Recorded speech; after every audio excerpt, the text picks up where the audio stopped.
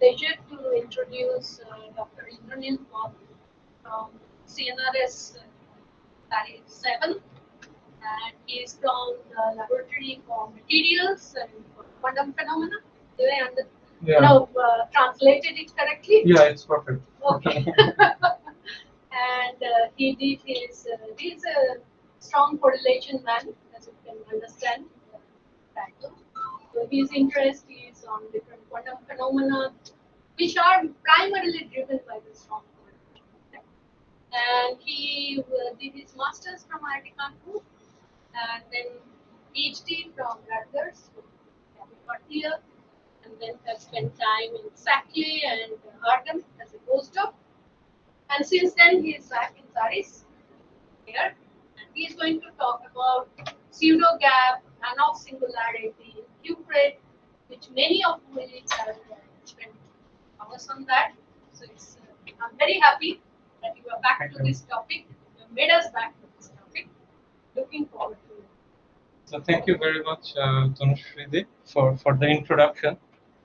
And thanks a lot also to both you and to Orijit for hosting me. I realized that this is a wrong week, so you have to do this extra effort to have me over here. So thanks a lot for this. Yeah, I wish it was a different week. I knew. And thanks to all of you for showing up to hear this talk. So what should I say? Usually I start my talks with anecdotes. So thanks for saying that I'm a strong correlation man, because then you will understand that correlation is very important in my life, because if you take that out, when you look at me, you realize that it will be incorrect, right? So this is a talk about the Q-Preds. I understand that probably most of you don't work on it. I did make some effort to have some extended kind of introduction. But please feel free to ask questions. Okay, I prefer if things are informal rather than formal, and not questions at the end. The second sort of disclaimer about this seminar is that so this is a bit of theory making, which is really based on looking at experimental data. So you will see at the end of the day, the theory aspect of it is rather simple. It's a phenomenological work which is entirely motivated from looking at data over several years, from working with experimentalists. Okay, so let me start by acknowledging my collaborators. I can do. So this is a work done with this gentleman, Marcello Civelli, who is an expert of dynamical, who is an expert of dynamical mean field theory.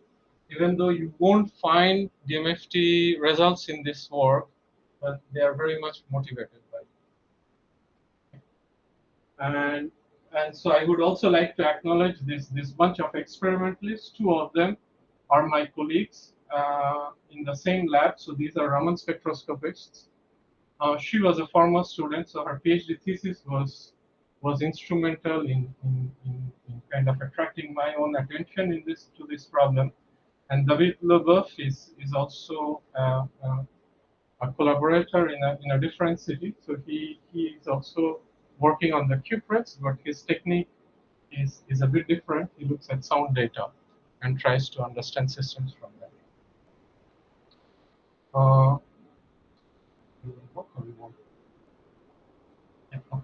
Okay. So this is the phase diagram of the Q-Preds that you probably have seen. This is temperature and this is hole doping. So what P equal to 0 means that it's a half field system. And if you have looked at, let's say, if you have thought of problems from a half field Hubbard model at very strong interaction, you know that this is not a metal, but it's a Mott insulator. So this system is a Mott insulator, okay, which when you dope, of course, it starts to become a metal, but the metal state is unusual. So there are a lot of unusual things in the Q-Preds. But the one that we are mostly interested in is the pseudogap state, which appears below a certain temperature scale. Okay? And so this is historically the first experiment that noticed it. So this is NMR measurements of what is called night shift. And what you are doing in night shift is that you are measuring the uniform magnetic susceptibility, if you want. And so elementary textbook tells us that this is something which in a metal is proportional to the density of states at the Fermi energy. And in good metals, it can have some temperature dependence, but this is very minor, okay? Because typical temperature over Fermi energy is a parameter which is 1 to the power 1000, and then you have to square it typically. So this is very, very tiny, okay? Whereas here, what you will see is that it's losing density of states and quite rapidly. So this was a big puzzle, the discovery of the pseudogap. And so in other words, it's a state of matter which is characterized by partial loss of density of states. Okay? Now, since then, we know where this loss is coming from. So this in the cuprates are the so-called antinodal regions, which are marked in red over here. Whereas this direction, this is called nodal region, right? Where you know that the superconductivity is a D wave type. So along the nodal region, this gap closes, okay? And while it is maximum along this antinodal region, and this is where the pseudogap mostly appears. The best way to see it in experiments nowadays is what's called angle resolved photoemission, which is a way to measure the spectral function of the electrons. Okay. So this is one such example, and you see wherever there are peaks in the spectral function is where you have well-defined quasi-particles. You have fermionic excitations over there at low energies, and you see over here that they are mostly in this nodal region, whereas in the antinodal region there is nothing. This is very unusual. In a typical metal, if you find it here, you find it all along, right? Because it's a solution to a certain algebraic equation when you look for solutions of Fermi surfaces. Right? It cannot be that it just stops in certain parts of your Brillouin zone, whereas you lose solution elsewhere. And you also see that as you dope the system, then these so-called Fermi arcs, they grow. Which means that the pseudogap is becoming less and less with doping, and eventually, well, here it's not shown. If you go further, it will fill up the arc. The arcs will become complete lines, and that would be like a normal metal. Yeah, go for it. So you are saying that the absence of a Fermi surface, certain places, or implicitly like CW? Well, you can certainly think of it like that. Yeah. So, for example, there are these other phenomena that can arise where you have loss of Fermi surface, Yes. and nowhere superconductivity or anything inside. So, sorry, no? Nowhere superconductivity is inside. So this is all in the normal state. You see? So this is it's a necessary condition, but not sufficient in that case. Well, I wouldn't look at this point from a mathematical side. Okay. So what I want to say, can I write somewhere? Yeah. So yeah. So let's say you look at what is called the spectral function of the electrons, which, as you know, is defined as 1 over pi imaginary part of its brainstorm. Okay. Now, when you have regular electrons, then because so let's do it for free electrons. You can take a different pen. I think You don't because see of all it these, as one drive. yeah, Yes. all this interview and all that. So let's look at for free electrons because Landau quasi-particles are not very far from them. So when you look at this quantity over here, this is like a delta function. Right. Right. Okay. And let's say you are probing it at 0 frequency. Right. So then epsilon k equal to 0 gives you a Fermi surface. Right.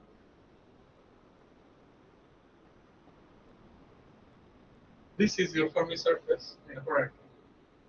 So which means that if you do your angular result photo emission experiment, what you will find is that not only peaks here, but also there, everywhere. Yeah, that I'm saying that is the absence of a peak automatically implying it with the zero. Yeah, Well, let's say other, certainly, this is one of the ways to. one of the, but there can be other mechanisms how you can use quasi particles. I mean, pseudogap is not the only place Yes. where you lose quasi particles. You lose quasi particles. Right. So, yeah, please go ahead. But if I say it's quite strange, for the moment, I can discuss more. It will take me very far away from it. But yeah, you see transport signatures of the pseudogap. But it's metal. Okay, it's a metal. Yeah, it's a strange metal. It's a weird metal. So, but you have metallicity, so it's The temperature dependence of would be like a metal. With some caveats. But okay, if you want, I can tell you more about it. It depends whether it's in plane or out of plane, so on and so forth. Okay, so that's the pseudo gap, and if you want, so this spectral function. This is one example of it. Okay, and this is exactly what I was showing you. So now you are sitting at this position and measuring it as a function of frequency. Okay? And at high temperature, it's very broad. It's very far from a delta function, which means that the lifetimes of these excitations are very low. But still, you see a peak over here. Okay, so that's normal.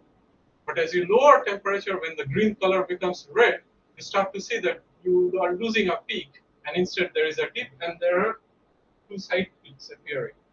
Right? So your spectral weight has moved to finite energy. So if you are here, for example, at this last red point, it's quite pronounced, which means that you have to give finite amount of energy to excite an electron while you are sitting at that particular red vector. And this is quite unusual. But notice so that's kind of like having a gap, but it's a pseudo gap because it's not a hard gap, right? And it's also a pseudo gap because it appears only in certain parts of the Fermi surface, and not everywhere. It's a direction, some direction. This is totally direction dependent. This is the STM, right? No, this is RPS. This is exactly this one. So this is single particle excitation. Absolutely. Absolutely. But you see it in two particle also, but I don't want to go through it. I have slides if you want, I can show you later. So, like Raman spectroscopy is a very good way to see it in two particle. So, does the STM also show similar process? so you see, I mean, this is something which comes down at very high temperature. Okay? So STM is not a very good probe of it if you want. Well, because I mean there are thermal effects which I was working on. But yeah, I mean it may not be the best probe of pseudogap. If you want, there are smarter probes of pseudogap. But STM also uses gates. You can go to low temperature and. Yeah, but the thing has already formed, right? And if you want at the lowest temperature, you have a superconductor, so you don't know whether you are probing this depth or that depth. So that's what, if you want. Traditionally, RPS is the best way, but there are other ways also. Okay, so in terms of theory, I mean, this is a 30-year-old topic and more. So if you want, I would say that there are three ways to look at this. So where is all of this coming from? So one of them is, of course, motivated by Anderson's theory of resonating valence band. So the idea is that it's very important that, well, the basic idea, if you want, in a nutshell, is that we are very close to a Mott insulator.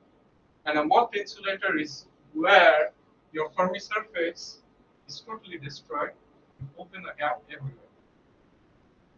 And if you want, a simplistic point of view is that now you dope that system, you introduce metallicity by definition. But you keep only partial gap in certain parts. Whereas in other parts of your Fermi surface, that gap closes. So in other words, this pseudo gap that we are seeing is the physics of large interactions. What the Hubbard, the remnant of a Morgan's law. So this line of thought in more recent times has been really put in very, very strong foothold through what are called dynamical mean-field studies. So you want to study this kind of Hubbard models and large interaction. And there is no easy way to look at it because most of these field theories we know how to expand them for weak interaction. So it turns out the DMFT is one such way where you can make some expansion, but it captures both the weak coupling and the strong coupling limits very well. So it's a smart, unusual, or let's say special type of expansion. So that's, in a nutshell, is DMFT. What it is the cluster version of it is that you take, let's say, a unit cell or your cluster, and you think that the rest of your system is a buff, which this cluster, this macromolecule is interacting with. And then you calculate system properties and you ask for self-consistency. So that's, in a nutshell, is dynamical metric theory. So that's one line of thinking. The second line of thinking for pseudogap, so a lot of people think that this T star line is probably some remnant of some kind of a mean field transition that then got destroyed for one reason or the other.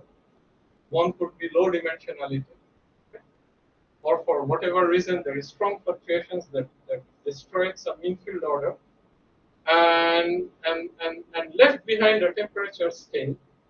And so the electrons, they are actually interacting strongly with some boson over there, and they are making the system strongly non-Fermi liquid level, not like standard metal. Okay? One question. So the DMFT calculation does show some pseudogap. Yeah. But then how much it depends on the cluster shape? On the cluster shape. Okay, so that's a very good question. So let's say the bigger. So okay, so Not only bigger, the shape of it. I mean, size, of course, is one thing. Because you have to capture the K dependence correctly. Right. So usually they have to embed the cluster back and get translation symmetry. That's fine. But Okay. the cluster they are embedding, Right.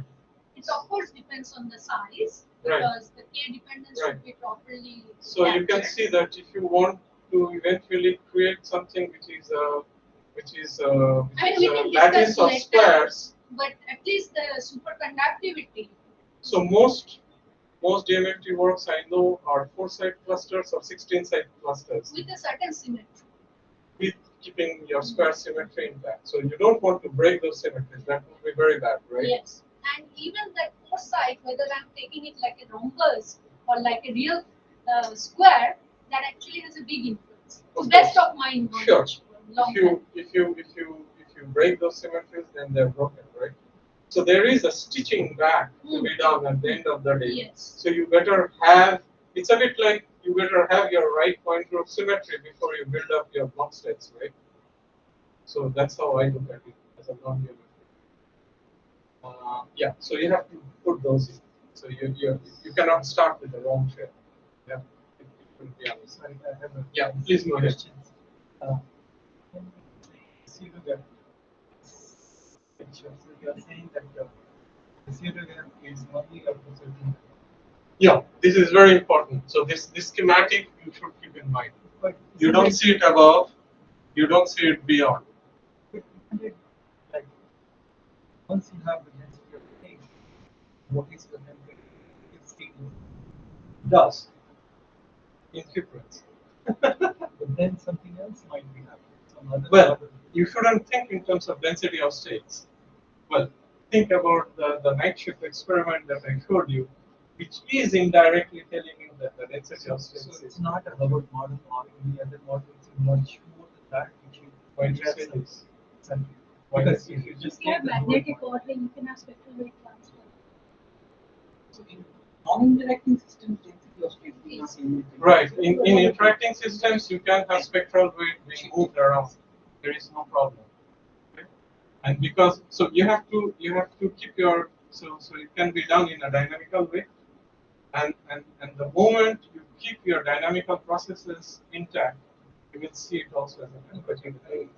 Think of that compared to complex system. Take the solution. It's all that exactly the right one. And then calculate any properties. Right. My density of the spectrum is same, right? Right. No matter what Depends on what kind of order you're But that's not anybody spectrum. Here, Yeah, single exactly. particle density. Right. Single particle So density. if you want, you're starting. because of the solution. That's nothing to do with that solution. Right. So if you want to think of it that there is no exact solution over here. Yeah, yeah. Okay. Okay. So it then I means can- that I you are can always take interacting. But now, okay. So if you really want to go there, I can chat more about it. This is a system. But he is really looking at the Green's function. Looking at the If you want, think of it point, like one that, point okay? Green's function. And I'm trying to solve it as exactly as possible. And DMFT is one way of doing it. No, no, And you do that's see, perfectly fine. and you do Perfectly see, fine. the moment you put frequency dependent quantity over here, you will naturally get temperature dependent quantity. No, but ideally, if you have exact solution, don't see Right. any So maybe you gap should change. think of it backwards, that these are systems where there are not enough number of conserved quantities have an exact solution. Okay, that is completely. That's why I was saying that maybe some other effect which might be. Yeah, so you are very far away from any exactly solvable limits, and so you should think of it here as some self energy which is entering.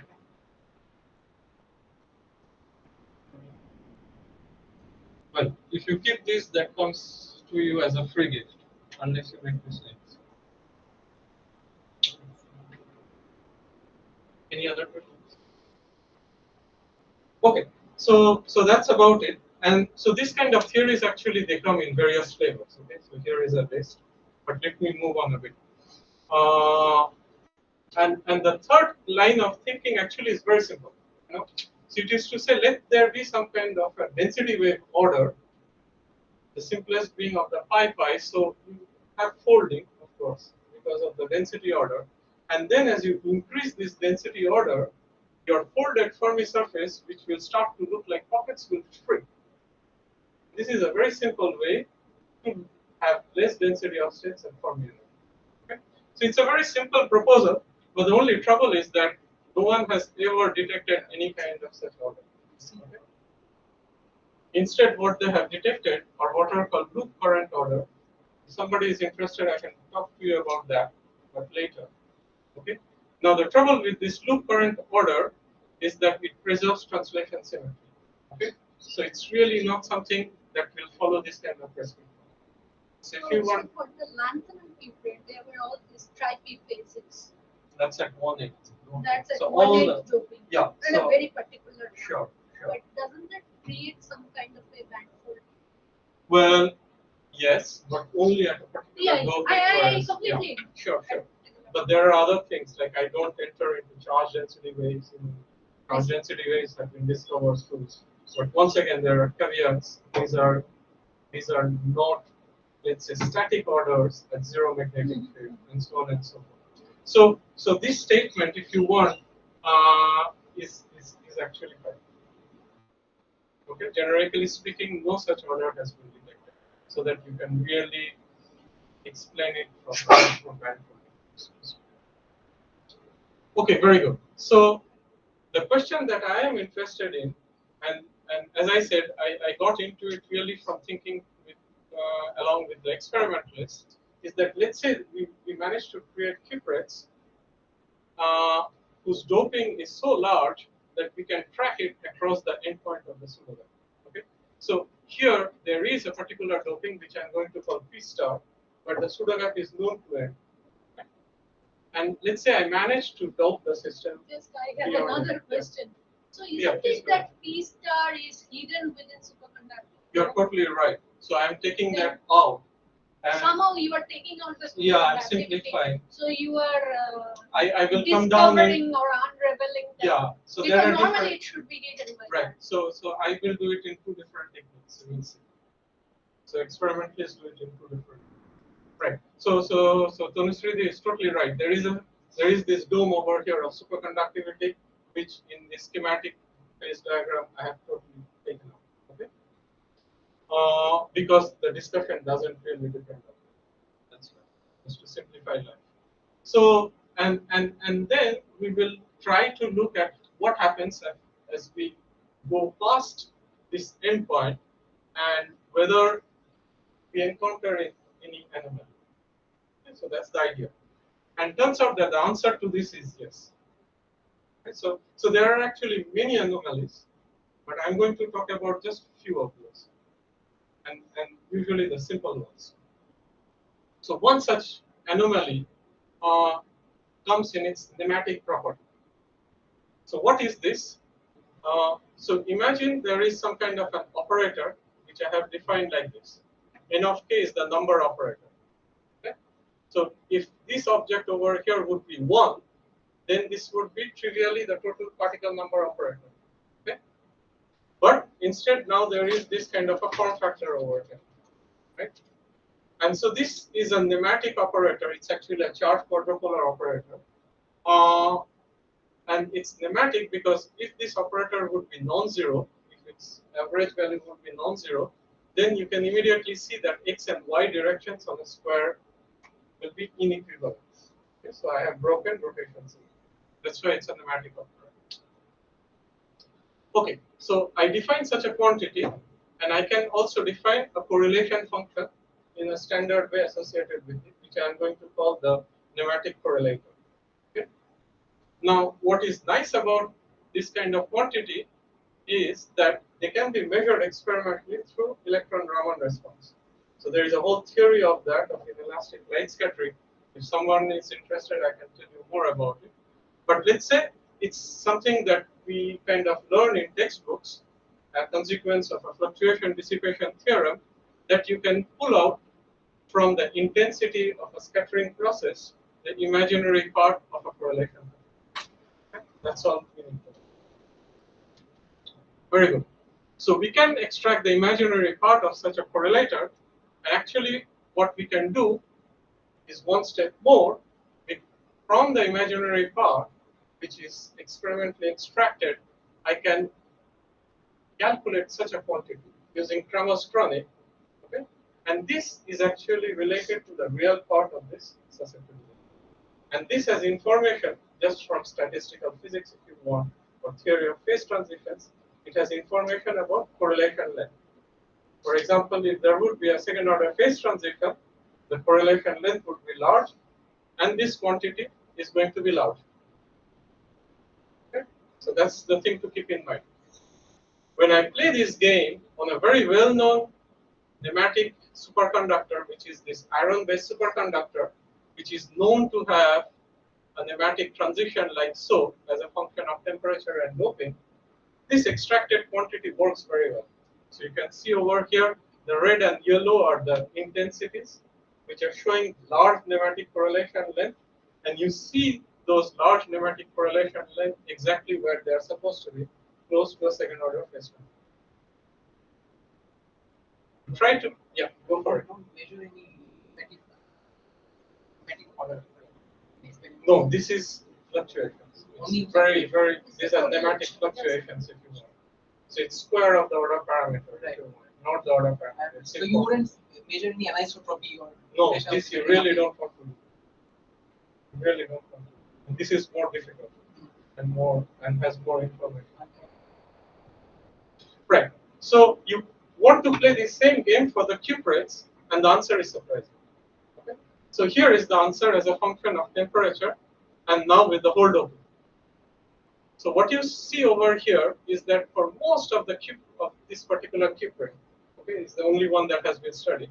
But anyway, so for most of the phase diagram, there is nothing interesting that is happening, okay? Except at a particular doping, which from other measurements, we know exactly where the pseudo gap is ending. So that's P stop. We know it from other measurements. Boom.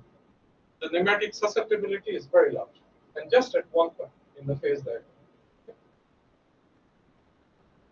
And okay, so this is kind of the same quantity. Something is large. That's all it is. And the question is why? Okay, why is it only around a particular doping? And why that P star, where the pseudogap is there? And one thing that we can tell is that most probably this is not a nematic quantum critical point. Okay? Because if this would be related to, okay,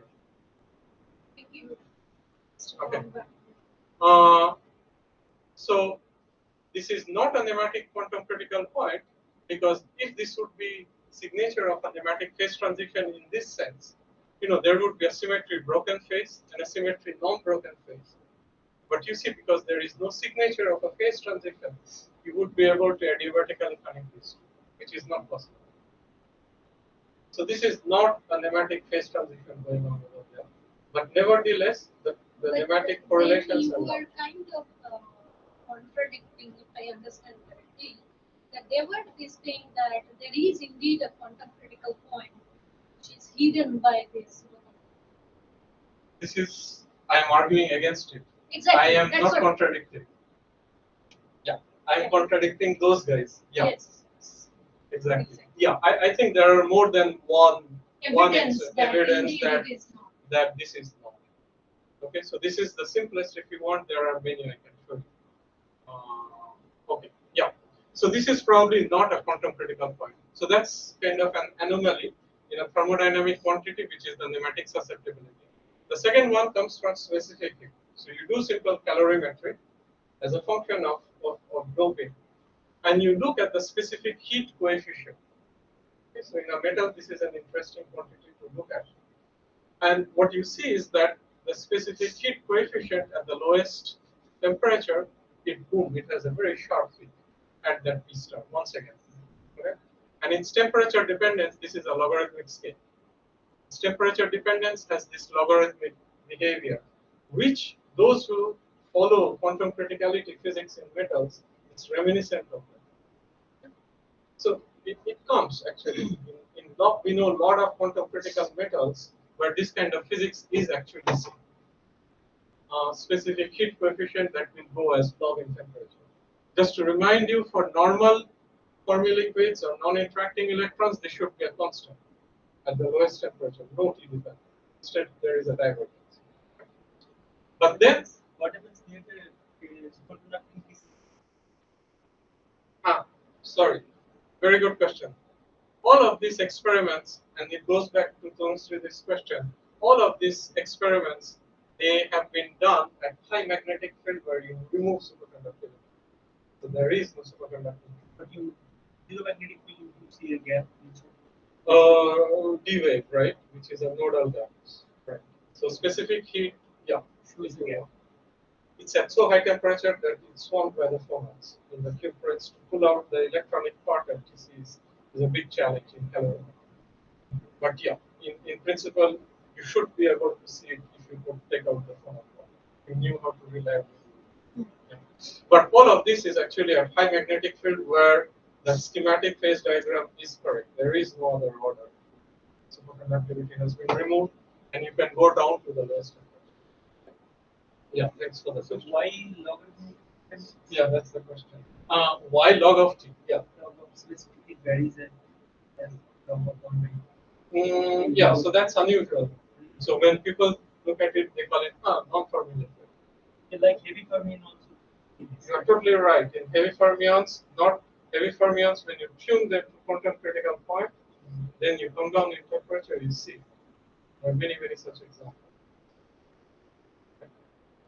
But notice something, this log dependence is actually, okay, so other thing to keep in mind is that this increase is quite generic. You see it in other cuprates also, but this log dependence is not that generic. Okay, so there is a bump if you want, but the regime of that log can be very, very tiny, and then you can start asking questions: is there really a log? So if you want, in my opinion, this part is more robust. That there is an increase rather than that log. Also, I think in other systems there is a technical point, and maybe you cannot look at temperature. I'm saying here the TC is obstacle factor is very high. So There is no TC of these I know. materials. So okay. They have killed superconductor. I know, and I meant Right. okay. So you have revealed that it's a pristine metal phase, if you want. Strange. It's a very strange metal. Right. Any other questions? Okay, so if you want, that's the second puzzle. And the third puzzle, it comes from a numerical study of the Hubbard model, if you want. So these guys, in the group of Antoine Georges, who is one of the exponents of dynamical mean field theory, they use it to draw some kind of phase diagram, okay, as a function of doping. And here the next nearest hopping, if you want, the bare Fermi surface shape. Okay, so what you notice is a bit of an anomaly. So first, what you notice is that there are two kinds of behavior over here. So there are several lines. So what is interesting are the black and the blue line. Okay, so the black line is telling you where P star is. Okay, where pseudogap is empty. And so in this part of the phase diagram, you have the pseudogap, you dope it, the pseudogap ends. So you have a normal metal.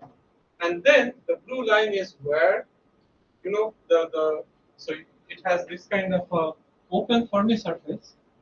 But when you start doping it enough, the number of electrons are reducing. So you expect that it will form some kind of a closed Fermi surface. Right?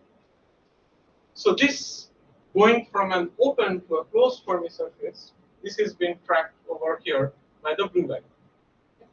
And of course, one is a strong coupling phenomena, strong interaction phenomena.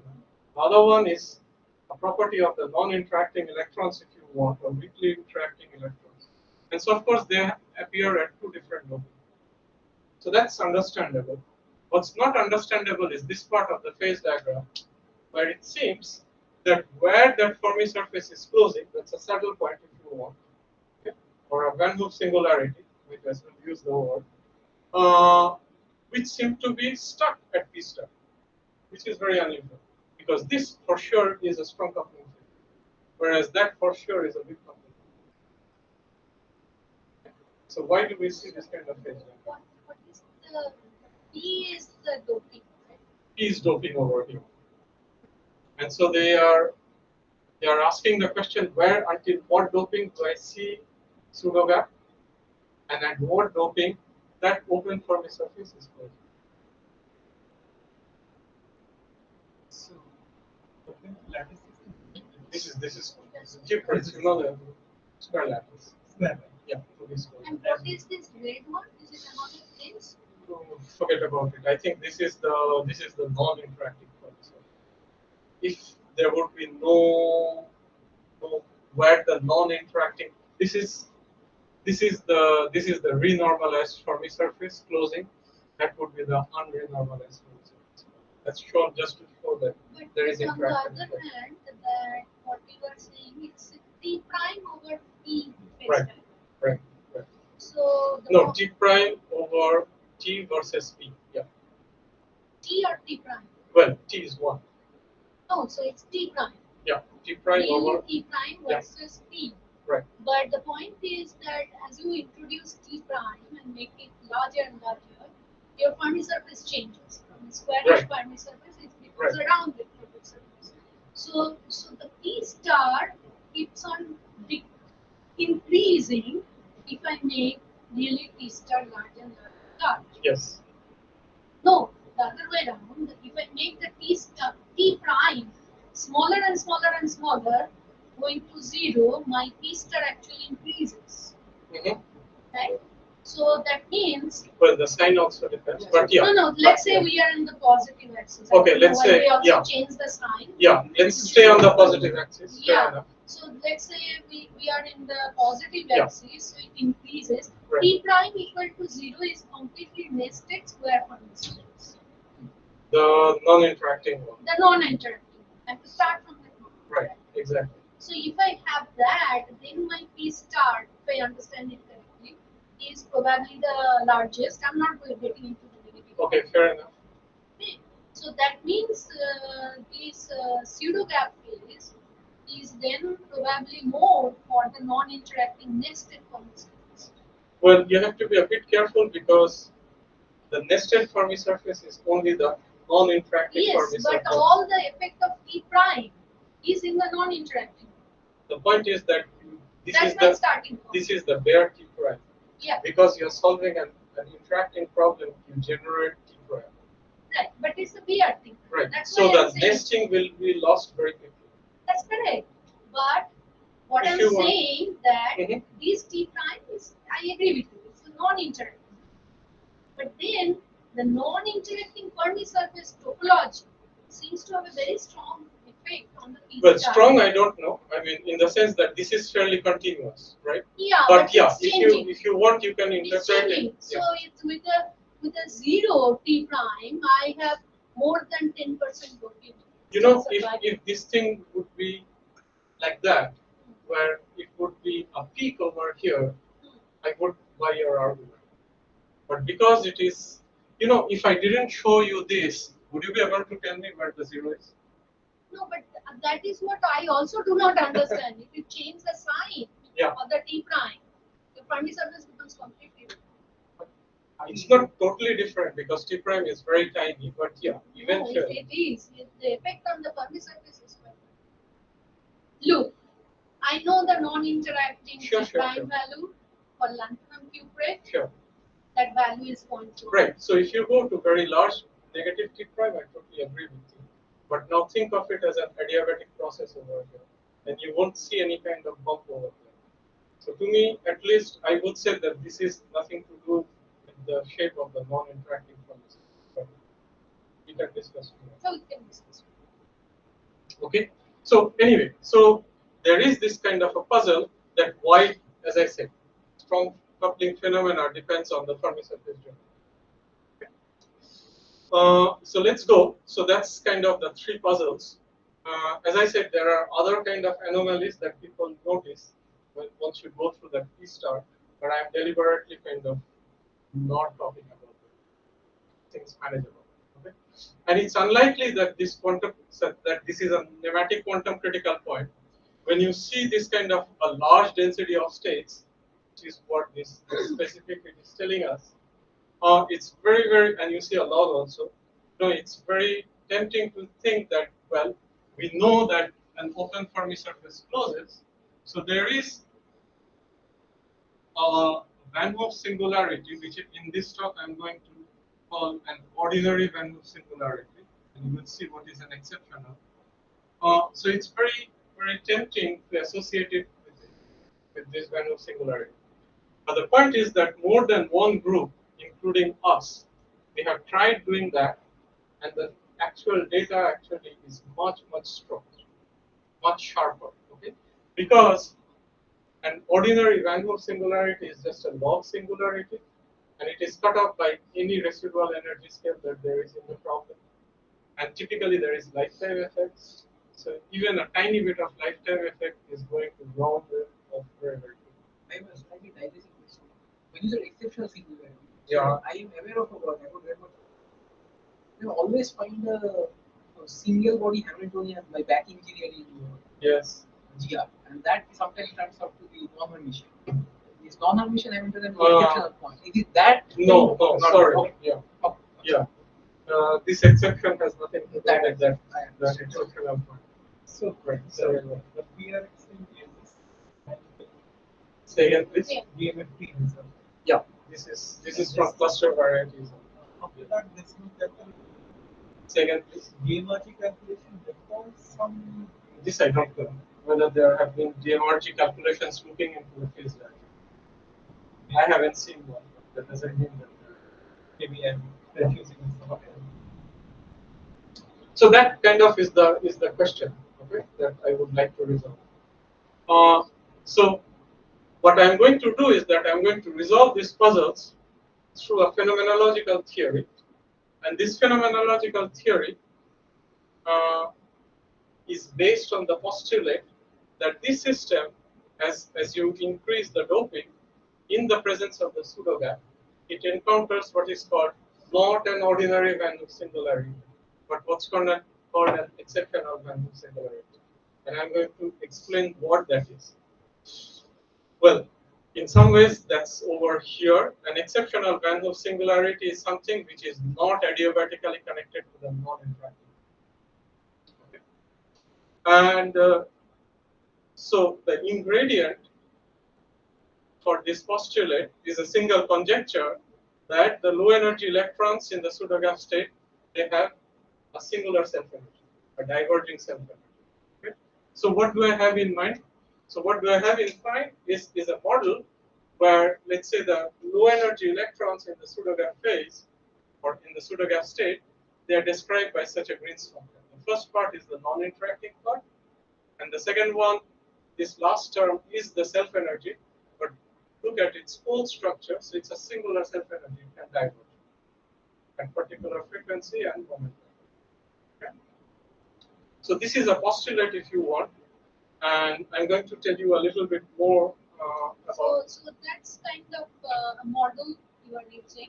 Is there a justification? Yeah, I'm going to come to. I'll tell you a bit more. It didn't. It's so. In fact, this kind of model is fairly old now in the Qpret community. It's not something that we picked up. But before that, just to have something in mind. So this epsilon k is just the bare dispersion. T, and this is the T prime that we were discussing right now. P is just the pseudo-gap potential, okay, over here. And this kind of modeling just is the simplest that something that linearly varies with doping, and then at P star it disappears. That's all. And you have imposed a symmetry. I have imposed a symmetry over here to protect the nodal regions because I know that the nodal regions don't see the pseudo-gap.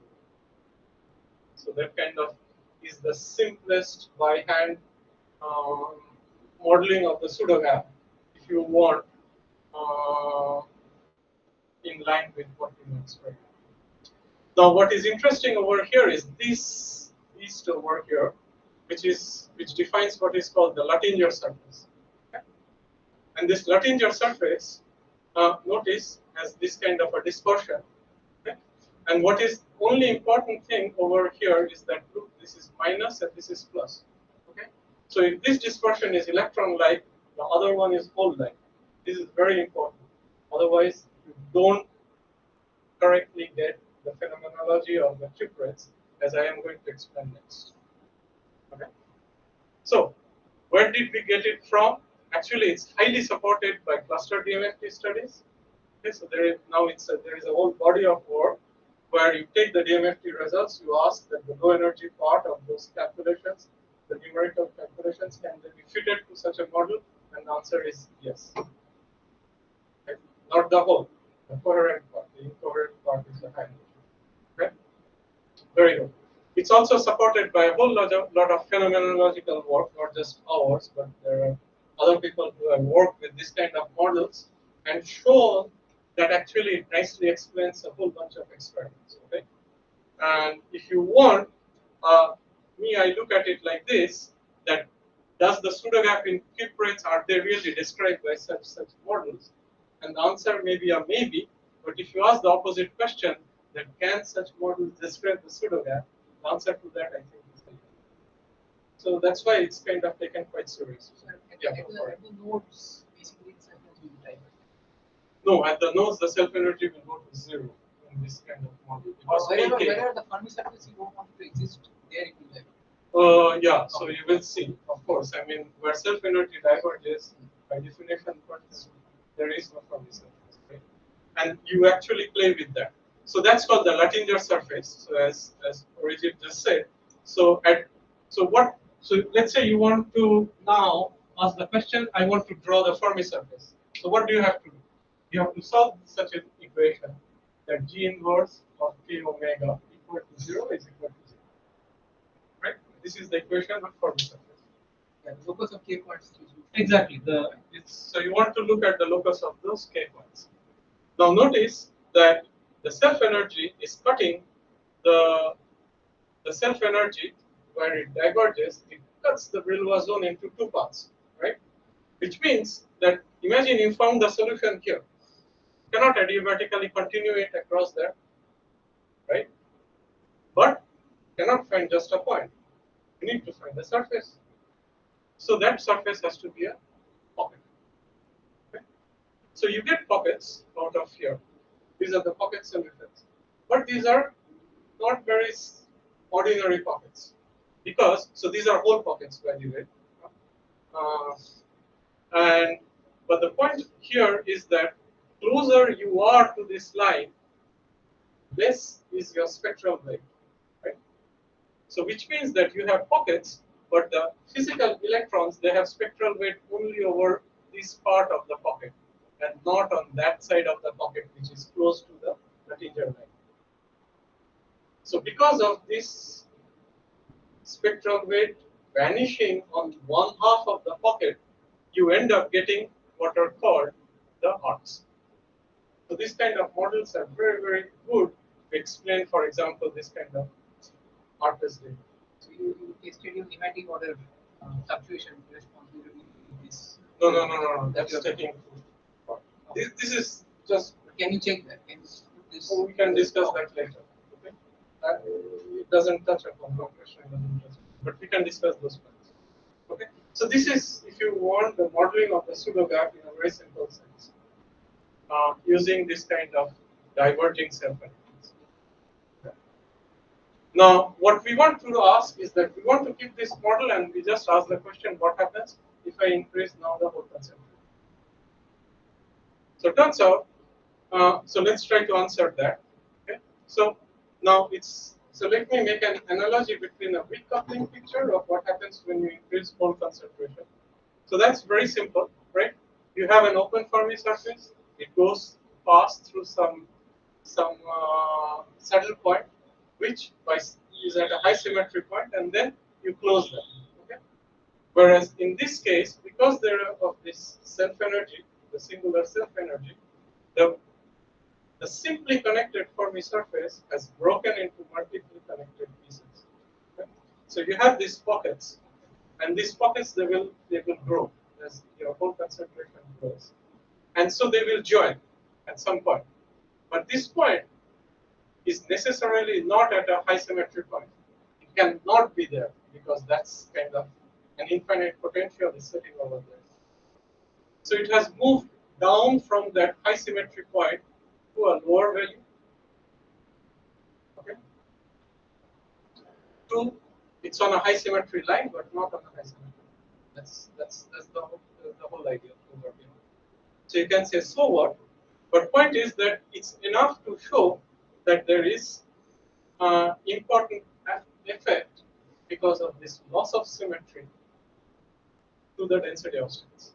And what I'm going to show you next is that density of states now at this exceptional Van Hook. So this is the exceptional Van Hook, and this is the ordinary Van Hook. In the case of the exceptional Van Hook, the density of states has a very, very complex, far more complex structure. And it will interpolate between a simple log to a power law. Okay, so let me go through that argument. It's actually very simple. Okay, so wait, let me forget some slides. Okay, so what happens? So we are looking at the dispersion around a Van Hook point, which is not sitting at a high symmetry point. Okay, so usually we stop when you are talking about let's say saddle points. It's enough to talk about these two terms over here. And in fact, if you are at a high symmetry point, that's where all there is to it. Okay, otherwise you go to fourth order terms. But turns out that you have this kind of third order terms because you have lost some symmetry. Okay. Now look at two different limits of it. The weak coupling when gamma equal to 0. So you are back on the high symmetry point. Of course you get a log. But if you play the other game where alpha is equal to 0 but gamma is not, then you get a power law. And this is what's called a second order Van Hook. So what is a second order Van Hook?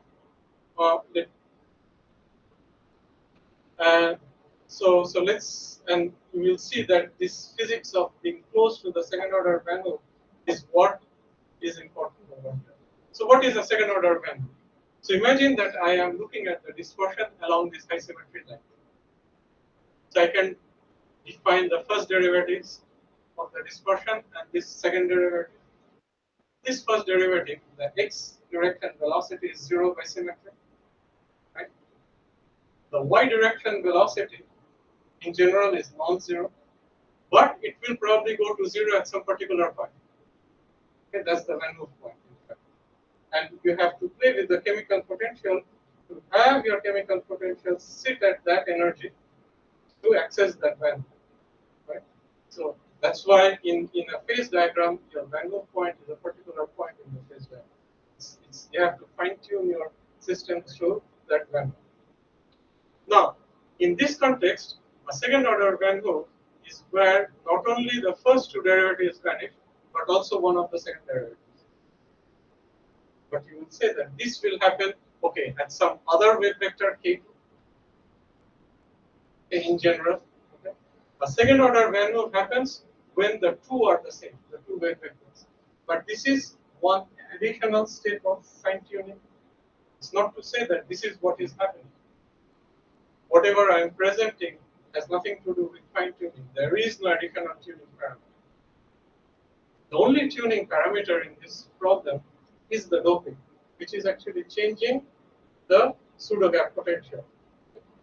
And because it is entering in this kind of a singular way, it is also changing the effective dispersions. So what one can do is, through a very simple calculation, show what happens to this annual point and let's say this point, how they behave as I change my doping. Okay?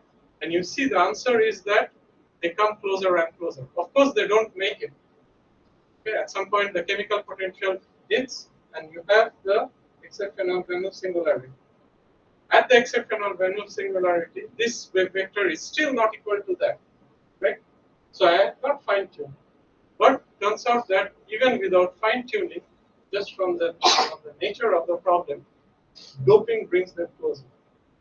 So you are closer to the gamma not equal to 0 limit rather than alpha not equal to 0. So where is your P star? Sorry? This is at 0 temperature. Okay? No, Think P of that. star. Where is your P star? My P star is somewhere at 0.2. That's what I'm saying. Yeah. In this problem, in this model itself.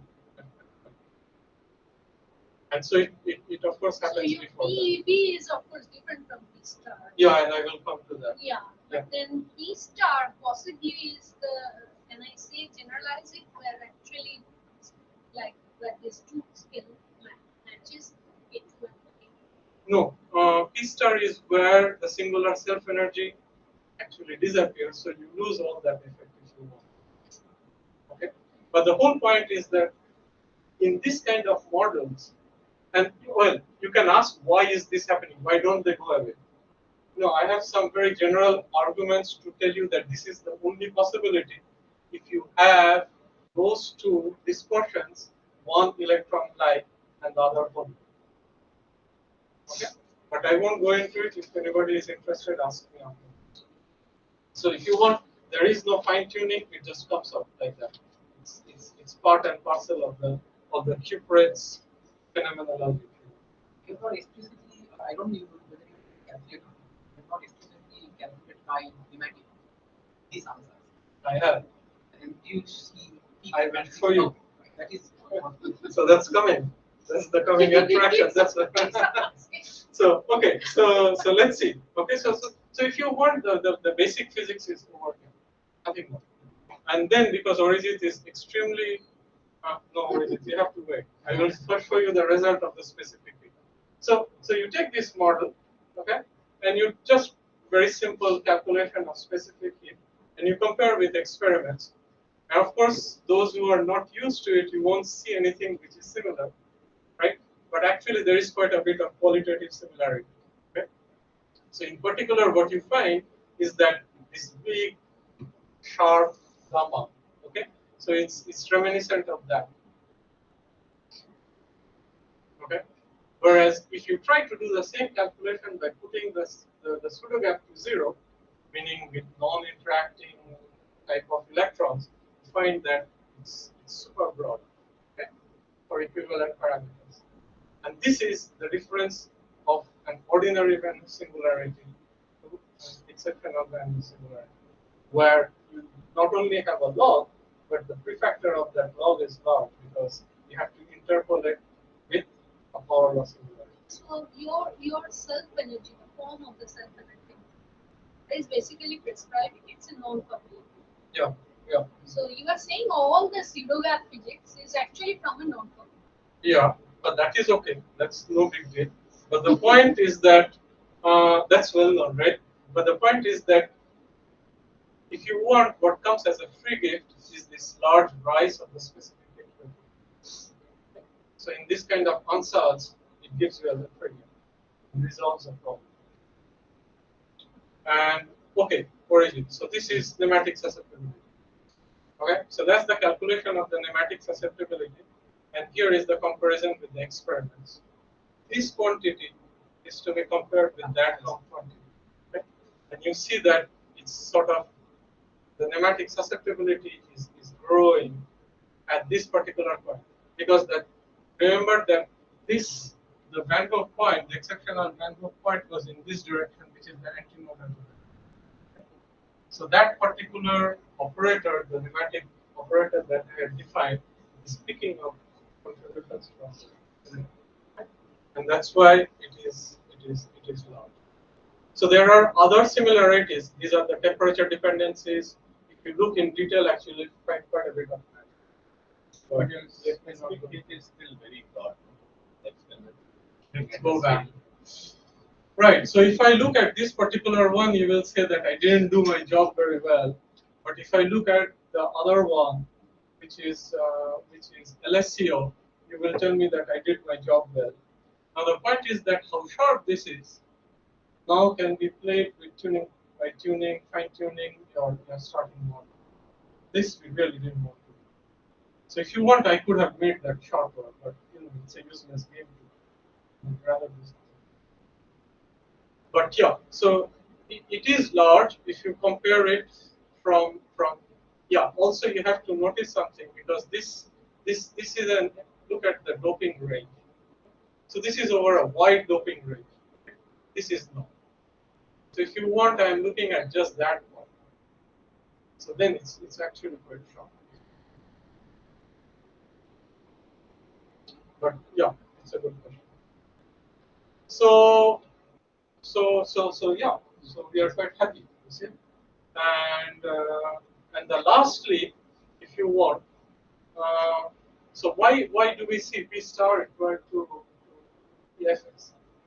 So to understand that actually is in fact very simple. So what this phase diagram is saying is that you can close the Fermi surface in two ways.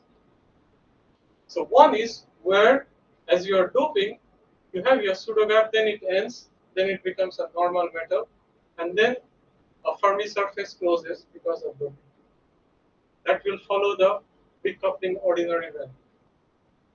The other way to do it is here, where you are closing it in the presence of the pseudo gap. So the singular self energy is doing its job, and so your pi 0 point is not accessible. So you are, by definition, what you are accessing is the exceptional value. This is where all the interesting. So if you have cuprates in this part, they will see cuprates in those parts won't have those anomalies. That is So of course in the DMF. yeah, So I know what you no, will show. They'll, yeah.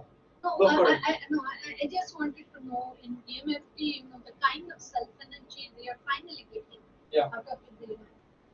Yes. If you analyze that, Yes. does it really show such kind of a similarity? Yeah, but that's exactly what I wanted to. Okay, so maybe it went too fast. So you have your numerical data. Okay? Yeah. Now you say that, well, does it fit to blah model? Yeah. And the answer is the low energy part of it. Yes. But DMFT has solution over a wide energy wide state. yes. So you call this the coherent part, Yeah. and whatever doesn't Yeah. fit is the incoherent part. That's also a problem too. Yeah. That's the ism, if you will. But if you want the low energy part, does it? The answer is yes, and this is now widely accepted in the DMFT.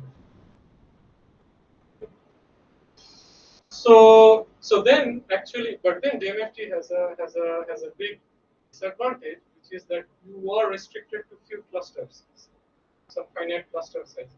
16 is probably the max that human beings can do at this point. which means when you Fourier transform and go into the wave vector space, you have only some high symmetry points to access. So you can access the pi 0 point, but you cannot access that whole line. Whereas the exceptional manhole is passing through the high symmetry line and not the high symmetry point. So in other words, they do not have the momentum resolution to identify this object.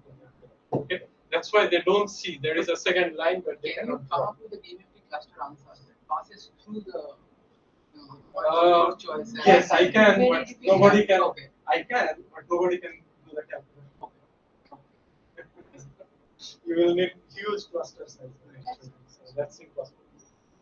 Plus, it's an incommensurate point generically. So you have, yeah, you have. You need to find out. So that's kind of the gist of the story. There is a tiny bit of prediction that comes out of this line of very simple line of thinking, which is that if you continue doping now, if you go beyond the manhole point, the exceptional manhole singularity, you will end up with some ring states, ring of holes. So this kind of Fermi surfaces are unusual. They have not been discussed in the context of the cuprates. But if you want, they would have some very distinct but unusual signature and angle result. And if you manage to see it, if you manage to resolve it in doping and see it, that would be kind of a definitive proof of this kind of singular circle. So that's kind of the main message, and so here is the summary. So if you want, for me, the main conclusion is that the pseudogaps seem to be characterized by a singular self-energy. This kind of singular self-energy becomes very normally when you have morphism. So that's about it. And besides, this line of thinking actually resolves certain puzzles that have been solved. So there is a prediction, and yeah. So those are some future directions. Thanks a lot. Okay, thank you. I actually have two questions. One is I guess you already got this question. Microscopic model which will give you a singular. About models solved by geometry. Like solvable model like SYK, like we were talking about. Answer is no. No. Okay. And Well, yeah. let me elaborate a little bit. So you have this kind of self-energy.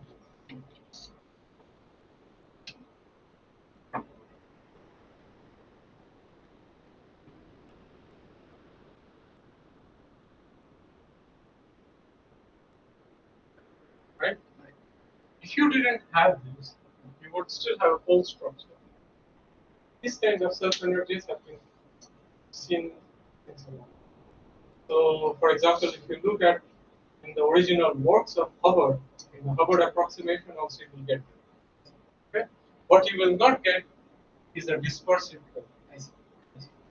And getting the dispersive pole is the big deal. And I don't know any, when you say solvable, it also depends what you mean by solvable. Right. Let's say something that can be tracked by hand in some approximation. Do I know such a Rather, I method? mean with self-energy, you can sum a class of diagrams. Let's say, okay, let's say you sum a class of diagrams, And can you get it? it? Yeah. To the best of my knowledge, the answer is no. You can try doing it in electron boson models, and I think you will answer the rest of it. My second question would be, instead of a singular self-energy, Right. can you have a self-energy which is non-analytic and dominates the omega minus epsilon? Right. So this is a very, very good Power question. law. So right. So that's also a wonderful question. Back in the early 2000s, when people were still fighting, but they still do, they were fighting even more about the pseudogas. They used to often ask this question: that you know that you want a non-analytic self-energy, right? In order to get pseudogas, otherwise you end up getting formatives. That's well understood. So, what is Fermi liquid's answer? The Fermi liquid answer is this kind of an expansion, and then Yes. higher orders, right? Very higher order. So that's Fermi. So of course I can break it by having, let's say, omega alpha plus I omega beta, provided that I can connect them up by Kramers-Kronig, right? And this kind of exponents, which are not one, have been kind of suggested in quantum critical models. Right? To work on quantum criticality. There also it's a strongly coupled problem. Right? And okay, so how well you can kind of control your theory is a higher order question. But let's say you work up to a certain approximation, you do get that kind of solution. Right. And alpha, I'm guessing alpha, you mean alpha has to be less than 1 as well. Right. You're totally right. Yeah. Okay, so let's call alpha less than 1. Totally right on that. Yeah. But not too less, because then there is other problem. Because so your question was, do they work? Yeah, do they work? The answer would be no. I don't think there would be an easy connection between that kind of answer. Because those we know how to get from microscopy, but Right. coming Exactly. class of diagrams. Yeah. So if you want, there are, in my opinion, there are two problems to go along that line. One is, as I said, that there is no obvious quantum criticality over there. So you don't know why you should put such a thing right at that particular system. Right? And the second is that, as I told you, that the moment you have this kind of diverging self-energy, then the physics comes into steps. Right? I don't know. To ask, did I try it? The answer is no. I see. But we can. But you have not disproven that it will not work. Something like You can try. Okay, fine. Okay. So the definition of P I mean, you use that is very similar to the pneumatic. Say again, the definition of P, whatever you show. this P of K. P of K. Yeah, Very similar to. yeah, that's a good point. But so do you want to What do was it? the Right. What was the reason? Okay, so for two separate reasons actually. But then there are people who take it seriously and try to think along those directions. Okay? So let me tell you why the operator O was written in that particular way. So the operator O was written as cosine kx minus cosine k. Okay. This is because what we are trying to do, well, for two reasons. So if you look at the standard cuprates kind of Brillouin zone, then here are the antinodal portions.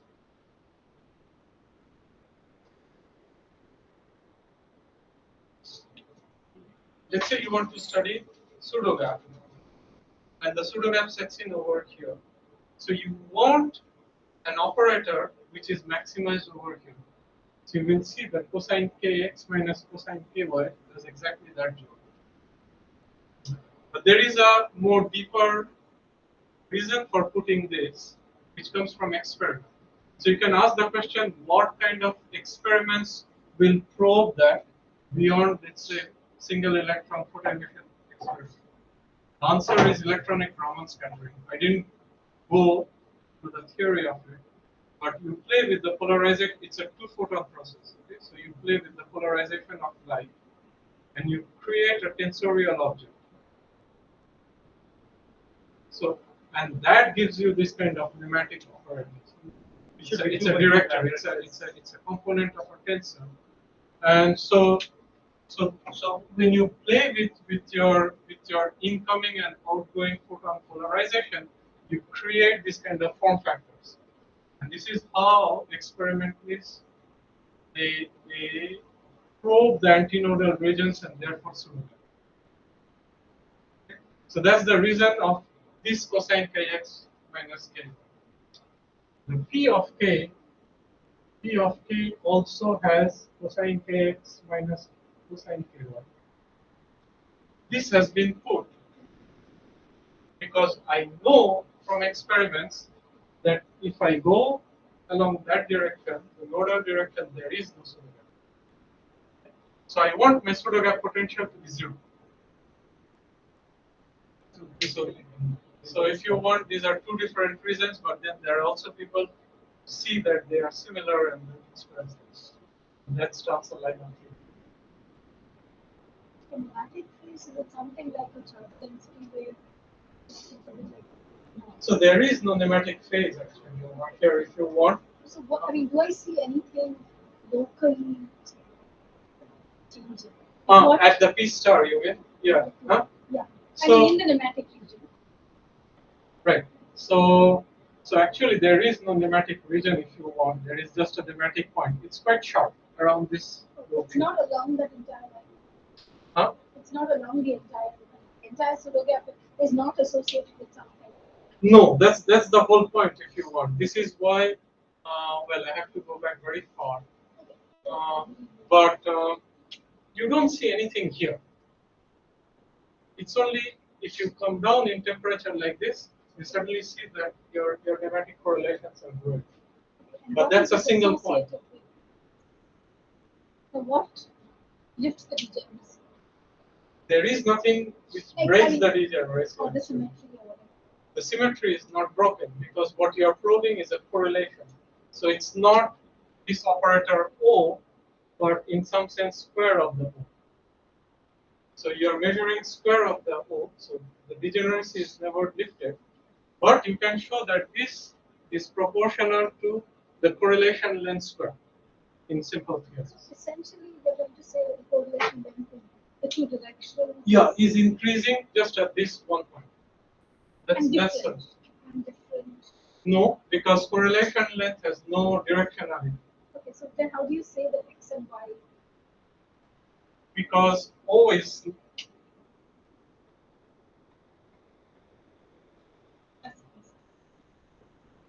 so this is 0. You are measuring fluctuations. It's a bit like imagine for a magnetic transition, you are above the Curie temperature and you are measuring, let's say, uniform magnetic susceptibility. So as you come closer and closer, you know that susceptibility will go as 1 over T minus some T Curie, right? It will be large, and you will interpret it as large correlation, magnetic correlation. So it's similar in that sense. This largeness corresponds to large correlations. That is like you have this condition that correlation with divergence. Right, exactly. Is that the same thing? Exactly. Except that it's weird because it's only at a point. Doesn't follow that whole line. I mean, I am not talking about anything. This is an interpretation. I mean, this is standard There is no in phase transition. yeah. This follows from theory of phase transitions, if you want, right? So that the free energy, The fluctuations in what? right? In this operator. Operators. So in experiments, how do you see this fluctuation? Electronic Raman scattering. Electron Raman scattering is one of the. Yeah. Exactly. Anything else like other experiments you see the fluctuations like in this? Once again, this is a thermodynamic probe. It's not going to probe lifetime effects. So yeah. So if you want, we have to stop because the tea will get cold. The discussion can continue. Okay, sure. Absolutely. Let's thank. Thank you.